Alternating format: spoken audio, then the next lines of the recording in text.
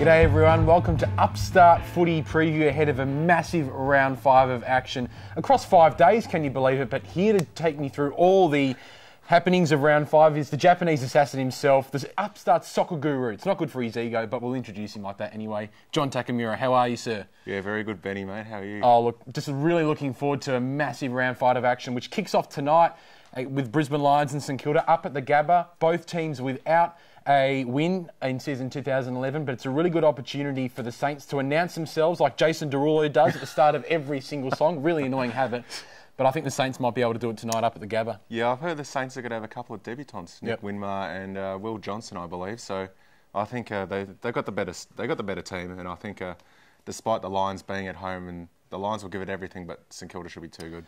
Port Adelaide and the Gold Coast on Saturday afternoon at Amy Stadium. A couple of weeks ago, this game was sort of being touted as possibly Gold Coast, possible first win. But after Port Adelaide showing against Adelaide last weekend, maybe have we underestimated the power? Well, I think the power might have, the showdown fatigue, really lifting themselves for that game. But I'll give Gold Coast a chance, but I think Port will win just. I think so. I think they've got it pretty easily. Carlton Adelaide on Saturday night at Etihad Stadium. Carlton will be very fatigued after that draw they had last weekend. Adelaide shattered after their loss to Port Adelaide. How do you see this one playing out? Adelaide not going well, lost to Freo as well. Carlton, they'll be a bit tired, but I think they've got the goods to win on a fast track at Etihad. The only Sunday game for this weekend is, of course, North Melbourne versus Richmond. Another case of two teams who haven't yet won a game.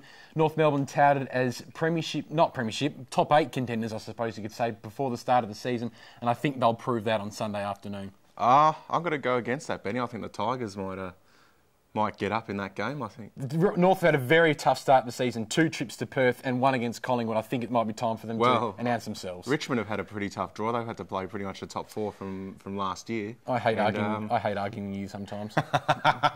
Yeah, I'm going for Richmond, mate. Biggest day of the year besides on the football calendar besides finals is, of course, ANZAC Day. Essendon versus Collingwood. Always a massive, massive game. 90,000 plus expected at the MCG. Really highly anticipated match. How do you see it playing out? I think Essendon, they've got the fitness to go with Collingwood, just not sure whether they've got the talent to go with them for 4 quarters. Winderlick and Dempsey, big losses with their run. Massive. And I think Collingwood, they'll want to put in a good 4-quarter performance. Last couple of weeks, they've put in, 3 good quarters and had a bit of a sloppy quarter there. I think Anzac Day, and with Chris Dawes now being cleared by the AFL Tribunal, I think they'll have too much height up forward. Yeah, I think you're absolutely spot on the money for once there, J-Tac. And of course, your beloved Western Bulldogs travel to Perth on Monday night to play the Dockers, who are in very good form at the moment. Tough ask for you boys, especially against the Man Mountain Aaron Sanderlands. Yes, our rucks have been a bit off the pace so far at the start of the season, and I was hoping Matthew Pavlich might have got himself suspended, but free to play. Yep, so I think it's going to be hard for the Doggies in Perth. So going with your head for once, J-Tac. Yes, the heart says the Doggies, but the head says Freo. Aren't you a mature individual? And of course, maybe the biggest game is on Tuesday. A Tuesday afternoon game of football. Isn't that strange, J-Tac? But possibly the best one between Hawthorn and Geelong. Possibly this will decide who's the second best team behind Collingwood at the moment.